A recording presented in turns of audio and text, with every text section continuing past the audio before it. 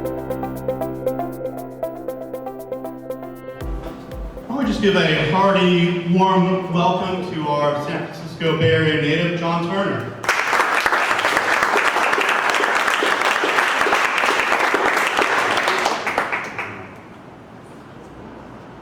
So I'd like to start off with the painful questions first. You've got to get medicine before you get the love. Let's go.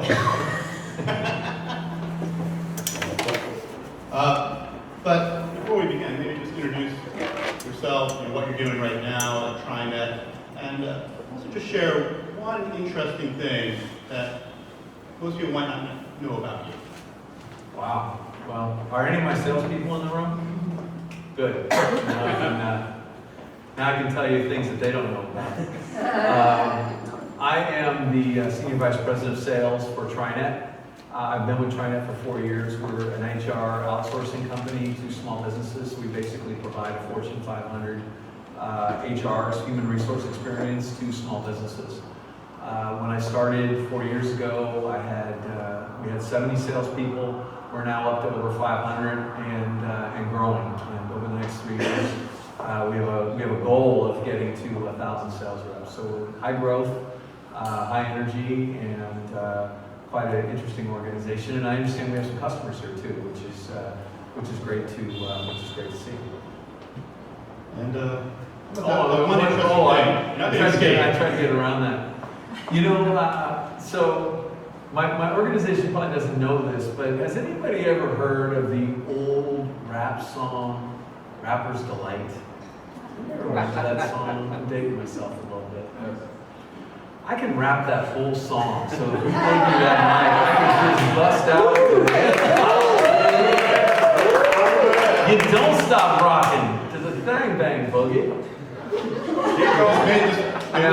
This is like us together. Now my sales team, you cannot tell my sales team that I said this is probably streaming across thousands of people, millions of people, but that is something that many people don't know about. Both sides. Tens of millions. Yeah, both sides. The A side and the B side. Oh, I can go deep with it. I can go deep. So besides your rap talents, so I don't think you've cut any records yet. We're still waiting. No, and I probably won't. But instead you decided to go the sales route. So maybe you'll give us a little bit of background on how you found yourself in sales and maybe like your career progression. Absolutely. Perspective. So my career actually started in the banking industry. So I spent 7 years in banking, which is really not sales, and got a really good business foundation. But what I learned is I was at Chase Manhattan Private Bank in Palo Alto in Silicon Valley, and I was seeing all these tech people make tons of money. Actually, at the time, my wife was in technology. She was making more than I was as well. And I looked at all this and I said, this must be a great opportunity to advance myself and advance my career, make money. So I interviewed with all the top companies in the Valley. I interviewed with, Oracle, HP, all kinds of different companies. And they said, look, you're a business, or you're a banker. You're not a sales guy, so forget about it. So I decided I was going to do it anyway. So I went from Vice President of Chase Manhattan Bank to a 100% commission role at a Silicon Graphics, an old hardware company, VAR, value-added reseller, 100% commission job. And I said, I'm going to learn about technology, I'm going to learn about sales. I did that for 1 year, and I really worked on developing myself and understanding the technology market, understanding sales. And then someone at a company called Digital Equipment Company, which at that time was a big tech company, hired me and kind of gave me what I call my technology industry membership card. I worked for them for a year, and all this time I was developing myself. I went to a Dale Carnegie sales course to learn the craft of sales. I really wanted to become a professional salesperson. And I just say a note about that. I really view sales as a profession. Doctors, lawyers, CPAs, I consider salespeople to be on the same level. I believe it's a craft, I believe it's a profession, and I believe as professionals in that profession, it's incumbent on all of us to get better and to improve ourselves and continually hone our skills. So did that, and then somebody at Gartner the technology research company contacted me. And what I liked about that is it was a real sales culture. There were people who saw things in me that I didn't see in myself. It was a real sales-oriented culture. It was an opportunity to sell to tech companies and to work with smart people in technology. So I took the job. And I really had a burning desire to become a professional salesperson. And my goal in my mind was someday to be a leader of a sales organization. So I started off as a sales rep. In my first full year, I earned the Eagle Award, which was given to the top 1% of all salespeople. After that, I was promoted to sales manager and led the #1 team, the #1 sales team at Gartner. I then was promoted up through the ranks, and then after about 7 years, I went into a role at a technology company by the name of Symantec. I ran about half of the Western U.S. for their high-growth businesses. I then had the opportunity to go to Europe for 3 years, and I ran about almost $1 billion organization with about 500-600 people across 30 countries for 3 years, and had an amazing experience. And really and how I got to TriNet was I decided that I wanted to take my 20 or so years of business experience, sales experience, and I wanted to build a championship sales organization the way I wanted to build it. That meant, and the way we define a championship sales organization, it's an organization that wins year after year after year. It has strong values. It develops people that go on to do great things and develop themselves within the organization and outside the organization. And that's really been my quest over the past 4 years, is to build a sales organization that is a championship sales organization that really shows those type of those characteristics. I would be curious though for the audience, because I can tailor my my comments a little bit. How many of you are sales reps? Carrying a bag. Right on. Right on. Got a lot of respect for you. How many of you are sales managers where you're managing a sales team or managing some salespeople? Good. Good. Are any of you, I saw a CEO of a firm, are there other folks that are CEOs or founders of firms? Right on. Good. Great. Great. So I'll tailor my comments because I do have a great passion for sales. I have a love for salespeople and sales leaders. And I think I have a biased opinion, and I think it's the lifeblood of a company, and I think it's a real art and a real craft. Today I was out on sales calls all day with my reps, just out visiting prospects and coaching, which is what I really love. So that was probably the longest-winded answer for what I'm doing, but there you go. But I love it because to me, that's why I was really excited when we talked earlier last year about you coming here to New York to share some of your experiences. I think you get it, that sales really is a profession. And actually one of the things that really struck me is that in your beginning, and it was actually very similar to a talk we had in March, a similar gentleman who I had here on a panel, Eric Maldonado of Market, had a very similar background. He was in banking, and no one wanted to hire him because they saw him as a banker. But he really loved sales. He wanted to be in sales. So what about your perspective now that you're been down the block and you have your own experiences? When you bring on new sales reps, are you willing to take that chance and maybe bring on people that don't necessarily have that traditional background but may have that sales potential or DNA? Absolutely. And actually, I think there's such a war for sales talent. I mean, there just is. It's just hard to find great salespeople. We are looking at non-traditional ways and non-traditional areas for salespeople. Yeah, I mean, I'd like to maybe dig in on that because I think hiring has been a real challenge. And I mean, our San Francisco group, we're going to actually have an event just all about hiring, recruiting, and retaining. Yep. Right?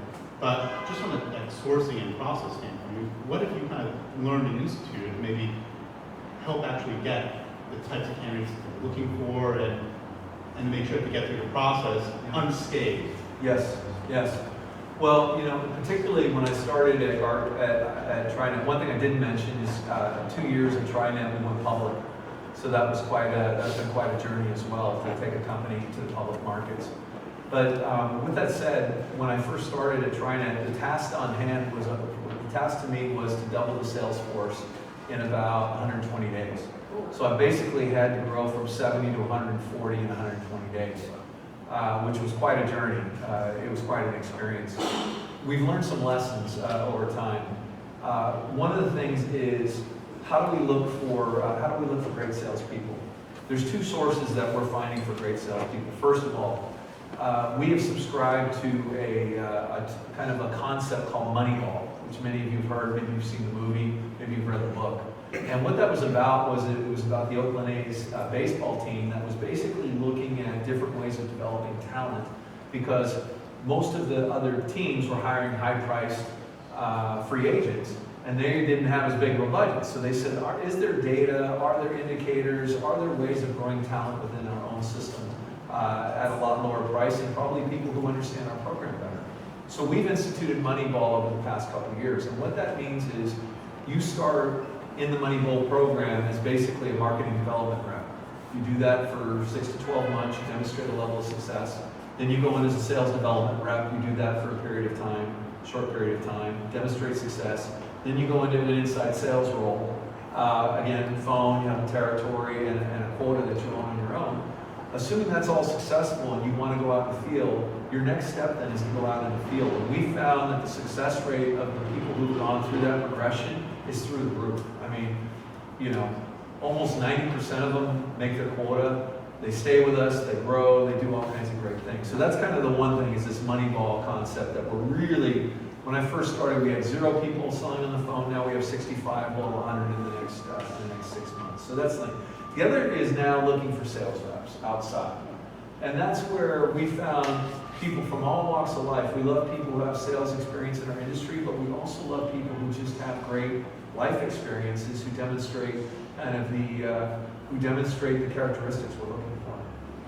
I mean, what do you think? Because I've had a number of different sales leaders and managers over time kind of share a little bit of what their blueprint is, what they think makes a great sales rep at their organization. What do you think represents maybe the TriNet model for a highly successful sales rep? Yeah, it's funny. I'm sitting on a stool. We like to talk about the 4 legs of the stool, and so just so did you say that? I don't know. So we teach our leaders to look for, and our recruiters to look for the 4 legs of the stool. What are those legs? First of all, traits. And what are traits? Traits are things like, you've probably heard a lot about grit, overcoming adversity, presence, teamwork, competitiveness. I mean, all those things you look for in the traits of a great salesperson. Now, to me, if you don't have traits, that's basically that's how you get into the door. So that's the first leg. The second leg is business acumen. Do you have an understanding of how business leaders think? Are you curious about business issues? Do you read about what's going? Do you read the Wall Street Journal? Do you read whatever it is that gives you some idea of what's going on in a business leader's mind? Next is technology acumen. Do you have an acumen toward technology and thinking about either how you use technology or how you look at technology? A lot easier these days because technology is so ubiquitous, but you'd be surprised how many people actually end up being unsuccessful because they're uncomfortable using technology. Very strange. The fourth one is sales process. Do you have a process or a way of thinking of how you take a prospect through a sales cycle to closure? So those are the 4 legs of the stool. Now, a stool can still sit up decently with 3 legs. So we basically say if you have 3 out of the 4 legs, you're good. If you're 4 out of 4, you're great. But what we find is there are some people that don't know anything about our industry but have the other 3 legs. There's some people who don't know anything about sales process who have great other parts of the legs. If you only have 2 out of 4, the stool won't stand. If you have 3 out of 4, the stool will stand. And traits is kind of your minimum to get in the door. So, getting people in the door, got them interested. I see companies mess this up all the time. Mm-hmm. They're getting great candidates, a lot of excitement, and then at the end of the process, they think they have a candidate, and they go somewhere else. The candidate goes somewhere else. Oh yeah, it happens all the time. Absolutely. So, what are you trying to do to maybe rethink or re-engineer how you do that hiring process? Yeah, I think it's the same thing as a sales process. So one of the things as a salesperson is there is a momentum to a sale. Does that make sense? Where everything's just kind of clicking. You have a good meeting. There's there's kind of a good vision match as far as what their vision of the problem, what yours is, how you solve it. And then you've got next steps. The prospect does the 48-hour rule, which I consider the 48-hour rule is they have to do something, you have to do something within 48 hours. And you just get this good momentum going. I think it's the same thing with a candidate. You've got to drive a momentum where they feel like they're being swept along in a process where they can see the end, they can see kind of the glide path to the end. The ones that fail most often are the ones that get choppy. The ones where the candidate says, you tell the candidate something, but then there's other steps, or you delay, or you don't get back to them, and then it gets choppy. It's the same with sales. It's the same with sales process. No, I mean, it's a good point. We don't think about hiring and sales in the same light, but Totally the same thing. if you don't have that right, you have all these open questions, and you just go, you end up with a train wreck at the end. Absolutely. We should be selling each other. I mean, when I talk to candidates, the way I position it is, hey, I'm interviewing you, but you're interviewing me as well. And when I first started at TriNet, I can't do it as much, which I really miss, is I would be one of the interviewers in the process for sales reps. And I loved it because they got to talk to me and see what my vision was for the organization, and I got to talk to them, and we were interviewing each other. So I think it's absolutely that type of dialogue, and it's a sales cycle. It's not me sitting back saying, you sell me on how great you are. Yeah, go sell me the pen type of. Yeah, go sell me the pen. I don't think that flies, and I don't think it flies I think it probably flew a bit more in an older generation. I think today, that type of behavior, I don't think anybody appreciates it. I view my organization as people who have options. If you're good and you're a good salesperson, it's my job to make sure this is the greatest place you've ever worked at and you never want to leave. It's my job that if you interview with me, yeah, I have to evaluate you and your abilities, but I also have to make it a place you want to be a part of, where you say, I want to be part of this organization. And I talk about that to candidates. You are joining a program, not a sales job, not an organization. This is a program. And if you want to be part of a program, this is what it is. This is hopefully what you want to be. And I think it resonates. I really think it resonates. I mean, and I've seen that so much, particularly in this day and age. A lot more millennials coming in. I think they're expecting a way different experience from jobs. And it's not just you go in, you have a quota, you get your commission check at the end of the day, and then that's it. Looking for a team, looking for experience. I think that's so important. One of the things I've seen really fall off the map is the onboarding, training, coaching perspective. So I think that's basically like a whole massive opportunity to get people excited about their work and their role, and to have them actually adopt the mission. So for yourself, what have you seen in trying to make the onboarding and training and coaching, that whole kind of trifecta, really effective? Well, it's a great question. So I just have to make a comment about this idea of millennials and what does this all mean. And I think some of my peers that I talk to say, I don't know what to do with these millennials and blah, blah, blah. And it's just, you know what, I kind of get bored with it a bit. And the reason why I say that is, look, if people want to advance their career, I want to advance my career. I want to know how to grow and advance. Heck, I want to be loved. Who doesn't want to be loved? Who doesn't want to be appreciated? Who doesn't want to express themselves? Who doesn't want to use technology in today's age? So I just have to make a comment because it's funny. I have two sons, and we were talking about stereotypes and how we stereotype people negatively and positively. And I just don't buy into that. I embrace this generation that is going to be bigger, our biggest generation. And I think the more I can get involved and into it, I think it's cool. And so to answer your question about onboarding and training and coaching, we go through a 90-day program called The Amazing Race. Has anybody ever seen that TV show, The Amazing Race? We take people through The Amazing Race, and really that's a combination of field experience, classroom training, online training, mentorship, peer coaching, and it has different break points where at 30 days we say, hey, are you loving this? Are we loving you, or are you loving us?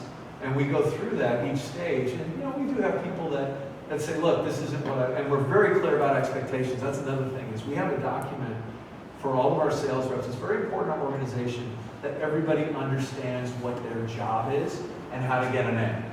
I mean, how many of you... I love that the transparency, just in that, how many organizations don't even go that far? I mean, how many of you know how to get an A in your organization? You don't have to raise your hand, but how many of you know how to get an A? How many of you would like to know how to get an A? How many would you like to have an A, right? And so we have a document that's called How to Get an A. And we start that in the recruiting process. We say, hey, if you want to join this organization, here's how you get an A. So if this sounds exciting to you and something that you can do to be successful in, and you want to join this program, here it is.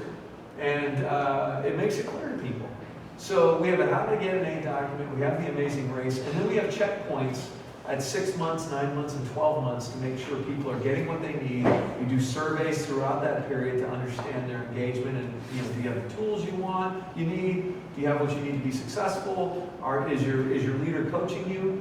We're asking all those questions, and if we're getting any type of negative responses, that usually triggers an intervention with one of our trainers to either coach the manager or coach the rep to be successful. That's actually a good point that you made, because I think we spend a lot of energy getting reps up to speed with training and try to do some coaching, but oftentimes the people that we have as frontline managers aren't nurturers.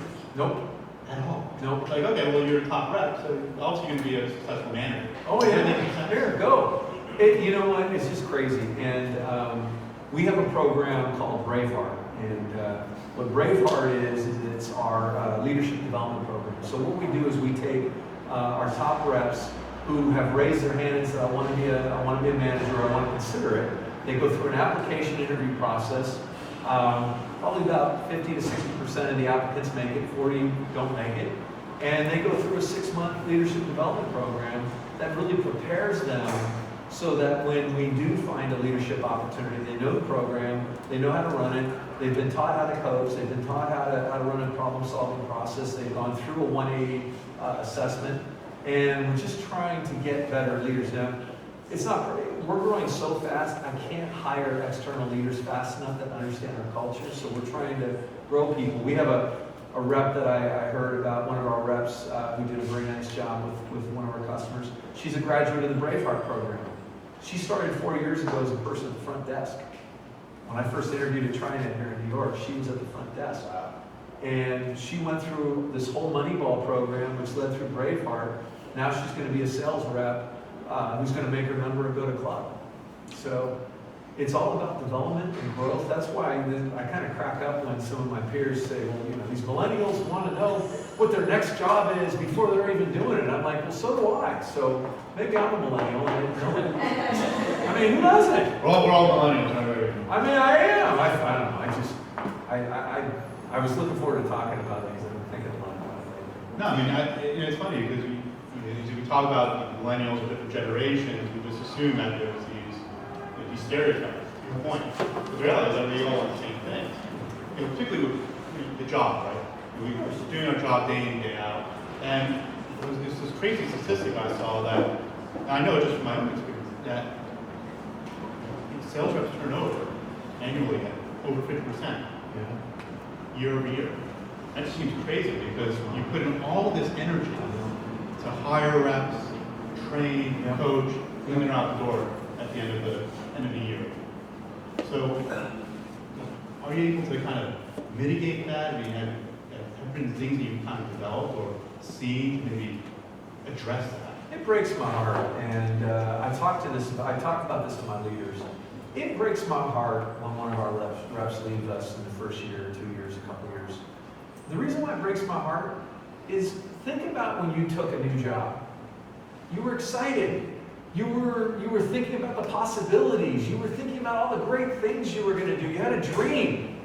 And then 6 months later, 12 months later, whatever it is, now you're leaving. And the dream wasn't realized. It just breaks my heart. Now I understand that the world's changing and that we're all working in projects. I told my organization that, we work in projects. I understand that and I embrace that. But a sales rep who's only been in the job for 6 to 12 months, I didn't have a chance to get successful. Didn't have a chance to make their number. I mean, it's 2 to 3 years to really, and then if after 3 years, now you say, hey, I want to consider something else, or I love it here, I want to be a manager, or I want to go on and do another project, that's good. So it breaks my heart, first of all, because to me, I feel personally responsible for every person that comes into the program. And I feel like we failed them. Now, it's up to the salesperson and sales rep to have the drive and the grit and everything else that we need to persevere, because sales is a tough profession. But it's also up to us to make this successful. I think between setting clear expectations, here's how you get an A, which, by the way, if you want a copy of that document, I'd be happy to give it to you. Just send me a note and I'll send it to you. And really how we do this guy to get an A, which I really get passionate about. We have corporate goals that are set for the company, right? So we have corporate goals. What I do is I create a one-page document for the sales organization that is aligned to those corporate goals, right?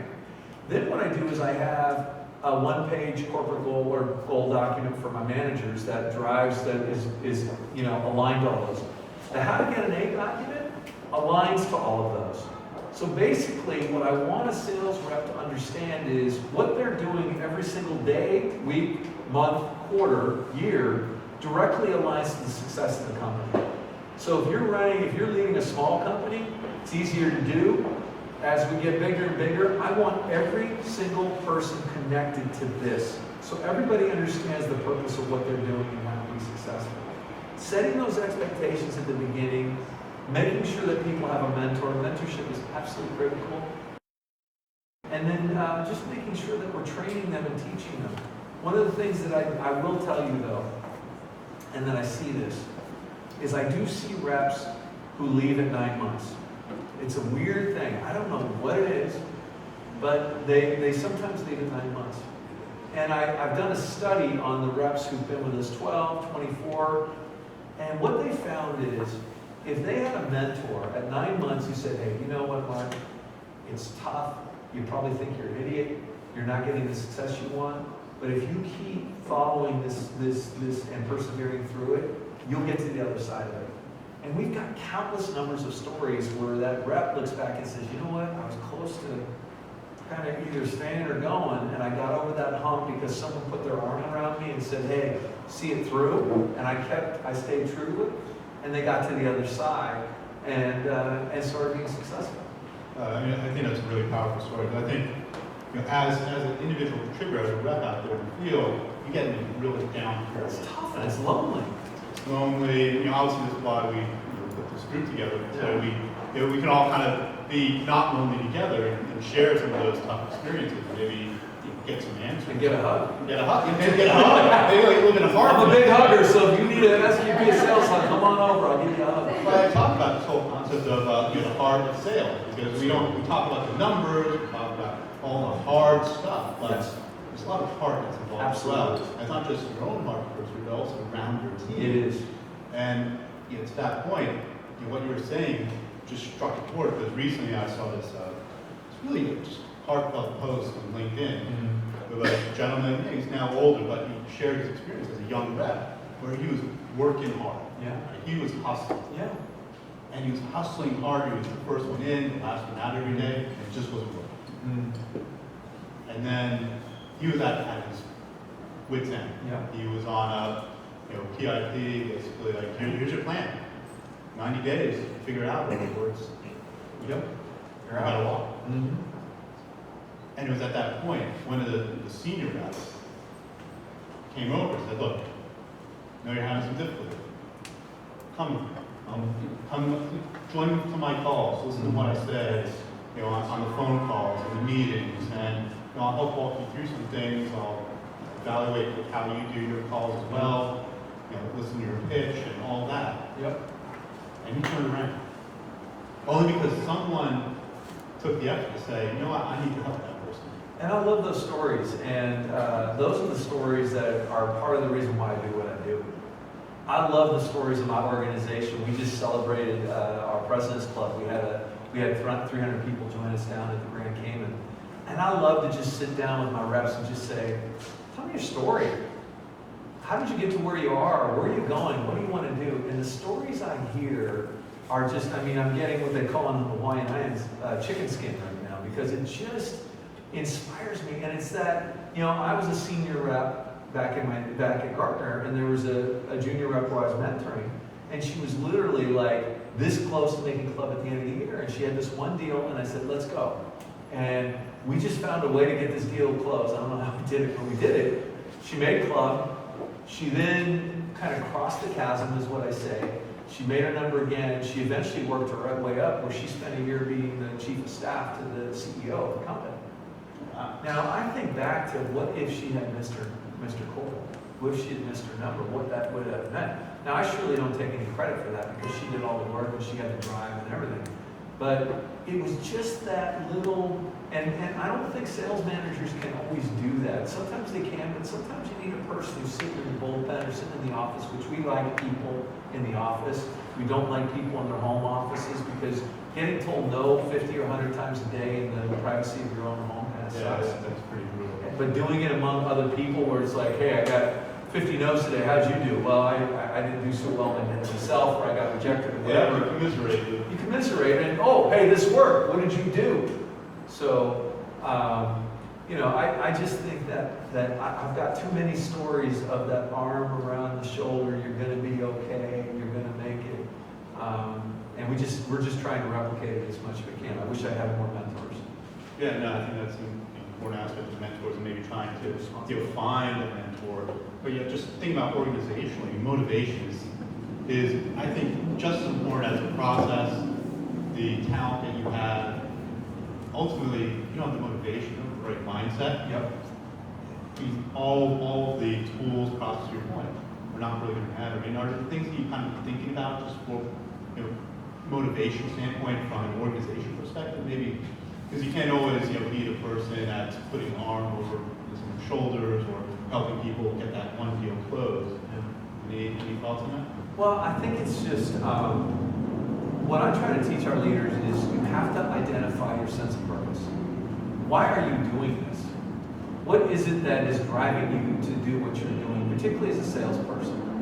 What is it? I had a tremendous drive as a sales rep because I wanted to advance my career, because I was newly married, I was going to build a family, I wanted to have a home, I wanted to do something with my life, and I knew that I had to prove myself as a salesperson. That's at least what drove me. And getting that real sense of purpose. I mean, I tell stories about people who had a dream of buying a second home. I have people who have a dream who, when I first met them at TriNet, they were single, they're now married, they have their first child, or they're single, they bought their first home. I just saw a story today which was unbelievable. This was a rep who started about the time I did. Wonderful guy, had been in the insurance industry for 10 years, jumped into our industry, so an example of somebody who wasn't a traditional hire, just completely dedicated himself to success. 2 years ago, he bought his first home. He and his wife bought their first home, had a nice big backyard with grass, and today we had a meeting, and he showed me a picture of his 2 sons with little baseball bats in his backyard with the grass hitting balls. And it's just, that is what, I think that's why you do sales. It's too hard of a job otherwise. You can't just do it because you're doing a job. You have to do it because, the reason why we do all this wacky stuff of getting told no and rejected and challenged and run through circles is because I think you gotta have a sense of purpose. And we really try to emphasize sense of purpose, mission. Everybody has to have their goals in writing. We're very intentional about trying to teach our people how to do that. Yeah, I have some more questions, but I'd love to just open up to the, please, to the audience. Please, talking for 45 minutes on the board. Please, ask the expert here all the tough questions. I don't know if I'm an expert. Hi, how do you, on the flip side of the coin, how do you deal with stars leading for your competition because your competitors have been very aggressive, offering more money and everything under the sun. Do non-competes work, or you don't go that path? I just shower them with love. Now, the question, in case everybody just didn't hear it, is top performers. How do you retain your top performers? They're always being recruited by tons of people. Everybody wants them. To me, it gets back to, I've led a lot of top performers. I've led a lot of top performers who were just a pain in the neck. But you know what?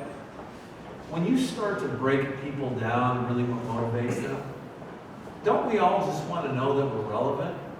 Don't we all just know what we did made some sort of difference? Don't we want to just know that somebody loved us somewhere along the line? I think that's actually tough in sales because it's always about, did you close the deal, what's your quarter look like, have you put things in forecast, and we don't do the things in between actually occur. Absolutely. I mean, when somebody closes a deal, when somebody's got a goal, when I was a frontline manager, it wasn't what's your quota, it's what's your dream. What's your dream? What do you want to do? What do you want to accomplish? What do you want to have? Whatever that is. Because when they closed that deal, my discussion was, sounds like you're closer to that goal that you were getting. Sounds like you're going to achieve that dream you had. That's, to me, that's how you retain, that's how you keep. Now, there are just some people that are just going to go for the next buck. That's cool. That's part of what sales is too. And I understand that. But I'm trying to build a program where people feel like they have home, where they can be successful, they can be a top performer, they can achieve their goals, and they can feel like they're being actually appreciated for who they are and what they're doing. Reward and recognition is very, very sacred to me and important. Yes. Do you see a difference in your female or male team? Yeah, all my top performers are women. Yeah. They are. I mean, I'll tell you a story. So about 3 years ago, we acquired two companies. We had TriNet and we acquired two companies. And at Club, we had the top performers, #1 performers for each one of those businesses, standing on stage. All three of them were women.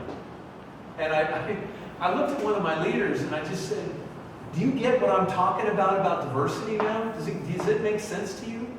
You know, when I talk in my organization at TriNet, I was the founder with my head of HR for the TriNet Women's Sales Leadership Council, which was amazing. In our Braveheart program, this class now has more than 50% of the participants are women. I feel like fighting the battle without being a place that attracts and attracts everybody is like going to battle with an arm tied behind your back. I mean, you're just stupid, I think. I just think you're stupid. Now, changing an organization of 500 people and leaders and getting all of the leaders to understand that is a big challenge of hard work. But it's critical. It's critical. So that's what I think. Yeah, I tell founders all the time, encourage it. It starts from the top down. And I got to actually give a shout out to a company here based in New York, Intently. Elisa Cool, she was one of my first speakers at this event. An amazing, amazing person. She actually started the group of just women, started employees like Intently. It's grown into a really amazing program. So I highly encourage, just foster that, make that happen. Otherwise, yeah, it gets lost. It does. And I do not profess to be where we want to be or how we are as a culture in building the women leaders in the organization. But I can tell you what made me extremely hopeful was the fact that there were so many women in that leadership development class, because those will be the leaders a year, 2, 3 years from now that then attract more women leaders. And to me, 3 years from now, I'm going to look back on that and say it was a watershed event. And so I just couldn't be happier about it. It takes time though, and that's frustrating to me because I'm not a patient man. Do you have any statistics that on women staying, in other words, my experience is when women like a job, they stay. Yeah.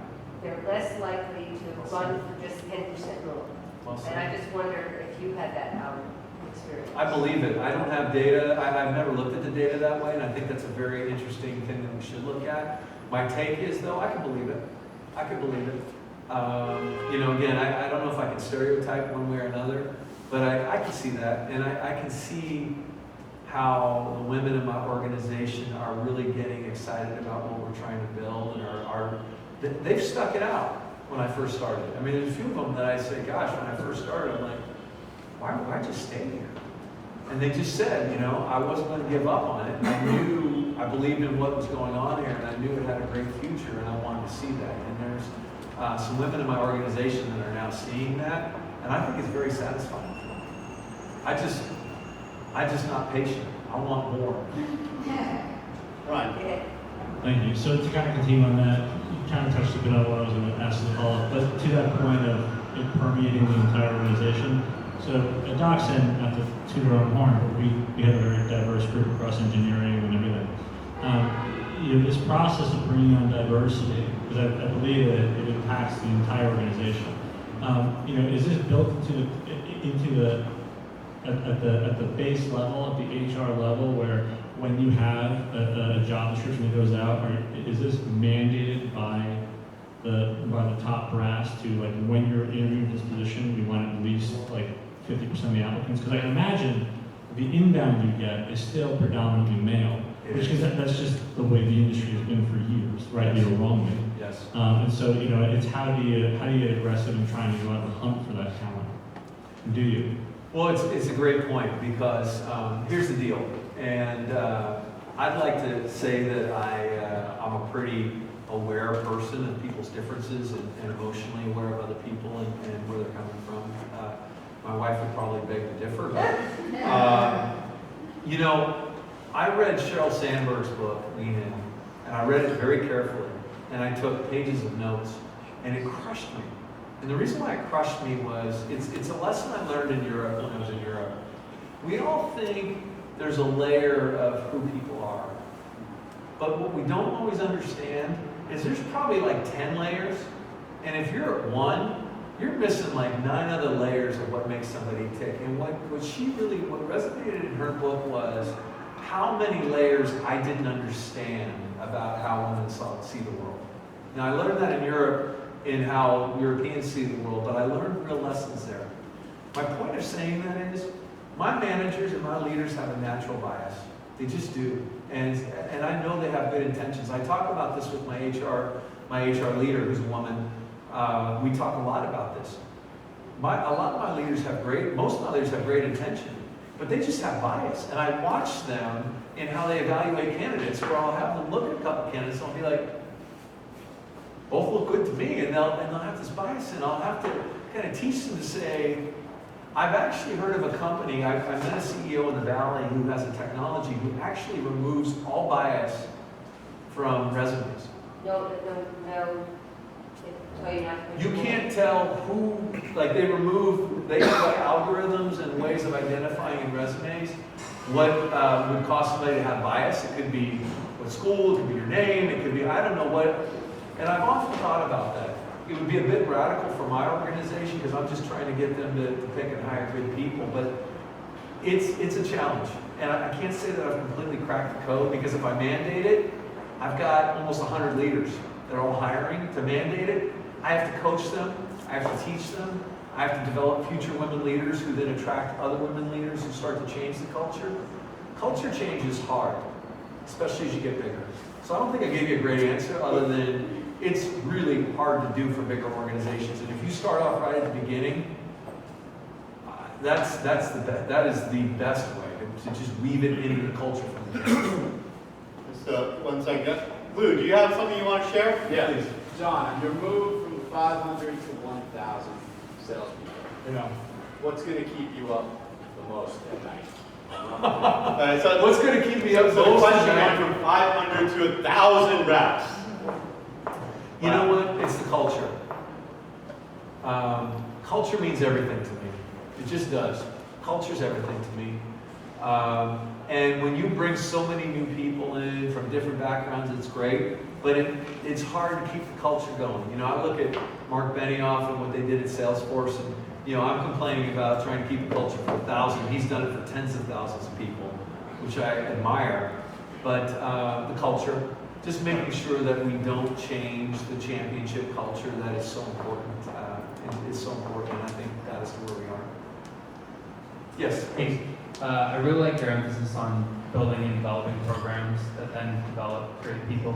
Yes. Now knowing what you've known from building out these programs, if you had to go back to yourself and give yourself some advice on best practices, both on building programs as well as maintaining them and making sure they're working properly, what advice would you have? Essentially best practices. Number one thing in development programs that I believe that I've learned over time is they have to solve real business problems.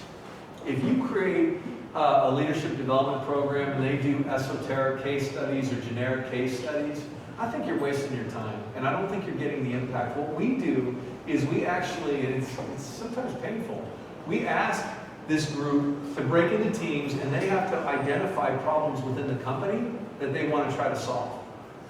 And so what they do is they pick a problem, they agree upon it, they go through a 6-step problem-solving process, and the point of it is, yes, they will, and then they present at the end to our executive team.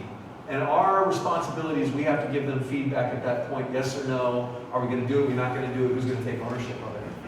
The point of it is teaching them how to solve a problem as a leader. Now we also get the benefit of, quite often their suggestions have helped our company. So I think the number one thing is you have to, I believe teaching them how to solve problems, not only being an identifier, but a solver, and then teaching them how to solve problems, and then using problems that are actually in your organization creates a heck of a lot of energy and a lot of development. Some questions? Oh, go please. Okay, yeah. So you've clearly had a long career in sales, and I'm just Too long, curious. probably. Yeah. What skills and tactics did you have to use in the more entry-level sales roles that you still use in practice today? You know what? I say this to all of our new reps. They say, JT, what's the one thing that I could do that would help me be successful?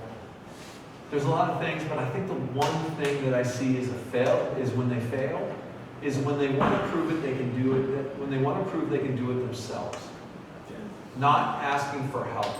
When I was first a rep, I brought the regional training manager was a former top rep who decided to be at home with their children, but who was training and developing. I brought her on every sales call she would go on. And I listened, I learned, she critiqued me, I critiqued her. We role played till I just, sweat blood because I hated it so much. Then when she went off, then I took the regional vice president who wasn't that busy, but who was a great sales guy, knew how to sell. I took him on all kinds of calls. And I just asked for help. I asked for mentorship, and it wasn't even like, would you be my mentor? I just grabbed people who I thought were good, asked for their help. I took their advice, I used it, I reported back to them. They appreciated that because no one ever tells you what they did with your advice. And it helped. It helped. And it's hard. Sales is lonely. It's a lonely job. It's hard.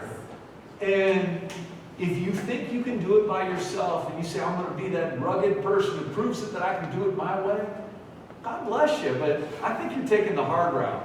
I think finding whoever the top person is in your office, in your region, someone who's been there, and just befriend them, ask for help, take their advice, show it back to them, and just be humble and be someone who learns. There's a lot of factors, but that's one that if you don't do that, you're making your job way too hard. Way too hard. Yeah, I think that lone wolf era of sales, it's not going to last. You know what? I talk about lone wolves. Because when I first started at TriNet, we had all kinds of lone wolves. And what's funny about the lone wolves want to be part of the pack. They just have to know how to be a part of the pack. They have to know that what they're doing is important. They have to know that you're not going to waste their time. And almost all of them come back to the pack. They do.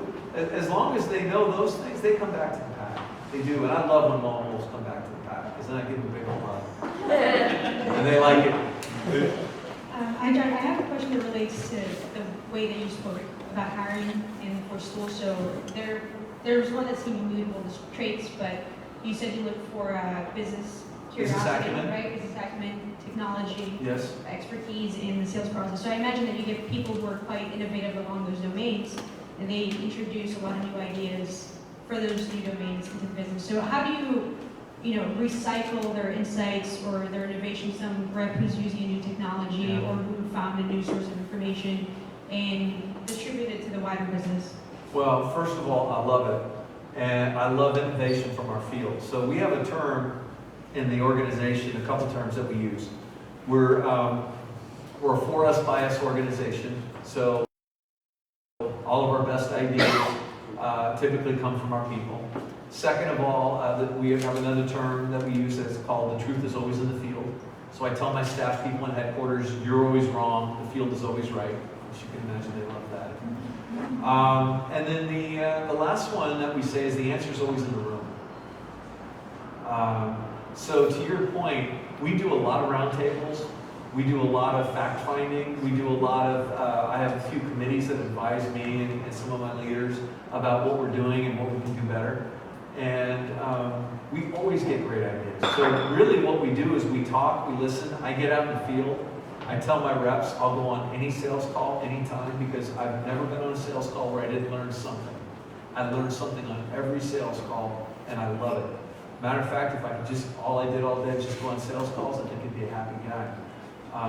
So I think, first of all, we have a culture that listens to people, that tries to listen to people. Second of all, we incorporate in what we do. And we find that it helps a lot. It helps a lot. Take one last question.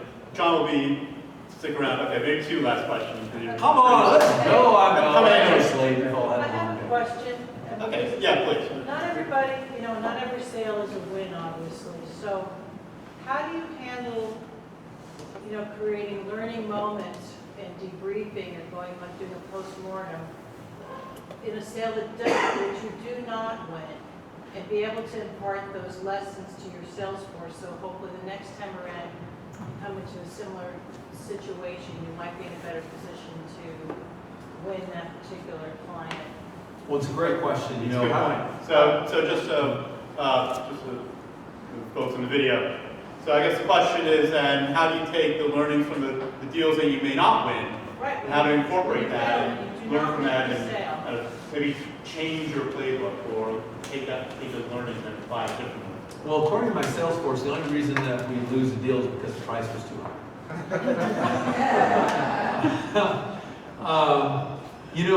Here's I gotta tell you the dead turtle story. Now you're all gonna say, what are you talking about, dead turtle? There's a sales teacher that we work with who's part of my team. Who, whenever I go to a sales job, he's part of my group that I bring in to help with our organization. And he came up with this awesome story about the dead turtle. And what he was saying was, his son had a turtle, loved the turtle, and then one day the turtle died. Right? Sad. His son was heartbroken. But his son wouldn't take the turtle out of the bowl or whatever and dispose of it because he said, no, the turtle's going to come back to life. And, I know it's going to come back. And so finally what happened was this guy took his son and he said, you know what we'll do is we'll take the turtle, and unfortunately he's passed away. We'll put him in a beautiful little box that you choose. We'll go in the backyard. We'll bury him. We'll have a little ceremony. And we'll be grateful for his life. And this is probably an 8-year-old little boy. And so they did all of this. They boxed it, they put him, they buried him. He said a few words like it was a religious ceremony. And then the boy went out and got a new turtle. Now, you know what I'm going to lead this to. It's your pipeline opportunities. It's that deal that is in your pipeline that is your dead turtle that you just don't want to admit is dead, and you're loving this turtle because I need this turtle because it's in I need this pipeline opportunity. And so what we try to encourage our people is, and I saw an awesome TED video on how at Google they encourage failure. In their innovation group, they actually give people bonuses for failing on their projects. I think as leaders, sales leaders, we have to congratulate you for, you did a great job getting that opportunity. You did a great job sourcing it. And guess what? Let's have a ceremony. Let's have a moment of silence for your opportunity. Let's appreciate what you did. Let's learn what we could have done differently. I mean, I had a senior rep today who said, I don't need any of the sales methodology training. And I said, really? I said, what's your batting average? And he said, what do you mean? I said, what is your conversion of a first meeting to a closed deal? He said, well, it's this. I said, well, you're about a 300 hitter, which in baseball is a very good batting average. I said, well, what if you were a 350 hitter? What if you increased your close rate 5-10%? How much money would that mean for you? What would that mean for you as a sales rep or success rate? How about we go back to those old deals, the ones that you lost, And let's look if we missed something along the sales methodology that maybe you had missed. Maybe you thought you had a match on what the solution was, but the prospect really didn't see that match. So I gave you a long-winded answer because I talked about turtles and batting averages, but it's kind of how I see things. The only way you can learn is to learn from your losses, because we all love to celebrate the wins, Yeah. but to me, where the real stuff is, that's painful, but it's where you really learn, is why do we lose? What do we learn from it? I actually, as a sales leader, sales manager, I would call the prospect and say, I know you went with somebody else, I totally understand. Could you tell me what we could have done better? Or what my rep could have done better? Because I want them to get better. So it's just one of those things. So I think it's a great question. It's completely overlooked. Nobody likes to look at why they lost, but it's quite frankly, it's where the gold is. Yeah. And to that point, I love dead turtles. That's what I'm going to take away from this talk. I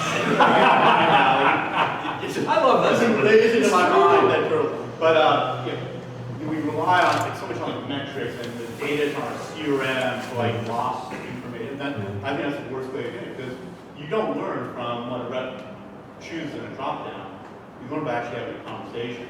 You have to. And it's a tough conversation, obviously, because you didn't win the business. But It is, and it takes courage. It takes courage. It takes courage. But we'll have one last question.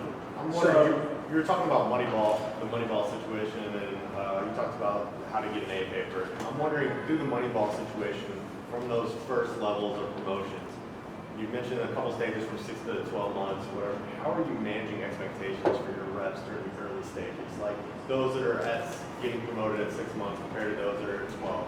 Because I find that I work with a lot of high growth tech companies, and the expectations for early reps is different than those that are hired once the company gets through their Series A or Series B funding. Those expectations are elongated. So, how much of it is concrete numbers that are obtainable versus manager preference, I guess? It's a great question. So, in this Moneyball program, what's the timing? What are the expectations? Look, one of the things, and this gets to the whole millennial deal. Well, these people, some of my peers, these people want to be promoted in 6 to 12 months. Okay, what's wrong with that? Well, they need to be in their job for 2 years. Why?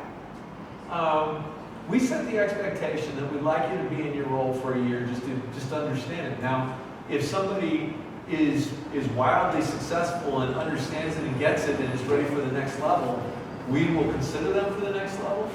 We don't want to elongate it, and quite frankly, I love that people want to rise up in the organization. Now, you have to show, and what I tell all my people, performance opens the door.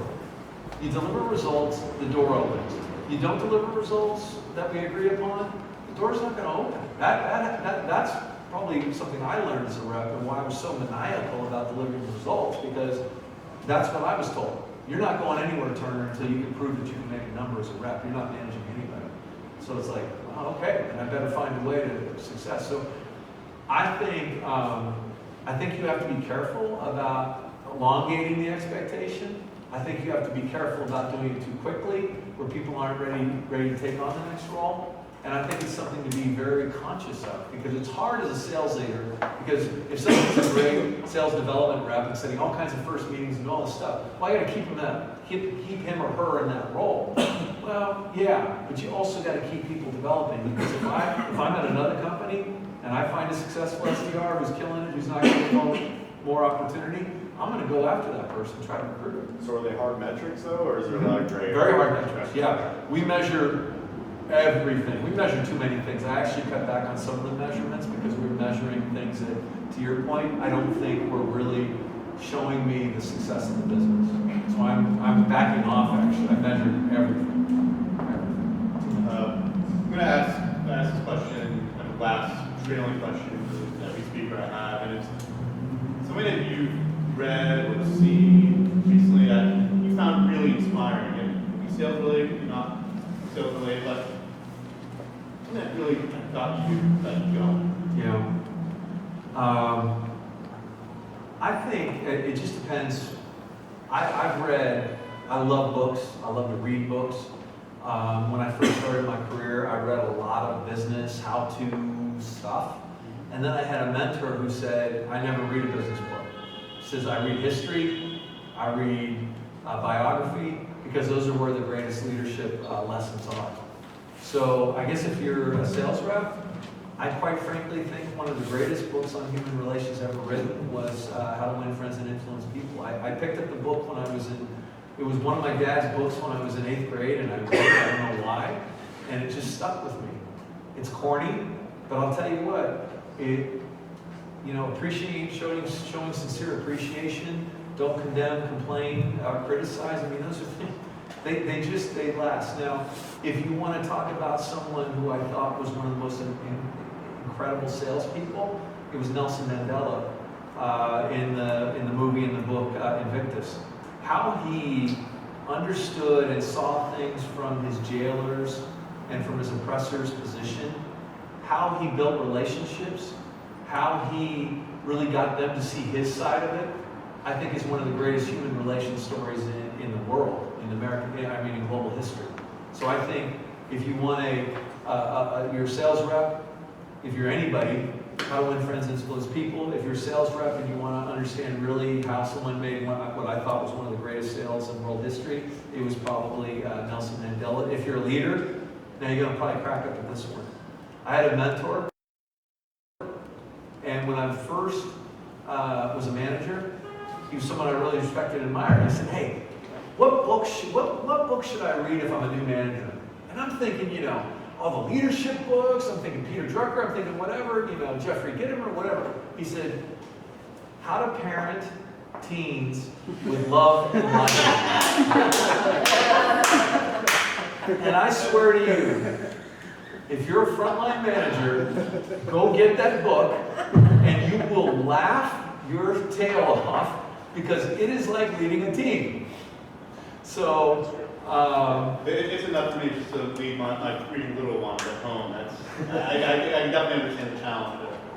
So that was my first management book as a frontline sales manager. There's many others. I think, at my level, Team of Rivals is an amazing book about how Lincoln led people who were all kind of different. I mean, there's just so much. There's so many rich books to read. But those are just. I really appreciate it. Loved it. You're awesome. Thank you. I really liked It it. was like truly inspiring to talk about that you built not just a great organization, but just a great mindset on how to lead a modern day sales organization. So really appreciate you sharing your thoughts. Would you stick around just for a little bit? I'd love to. Some folks have some questions that we didn't get to. Sorry about that, but we also want to be respectful of everyone's time. Let's give a round of applause.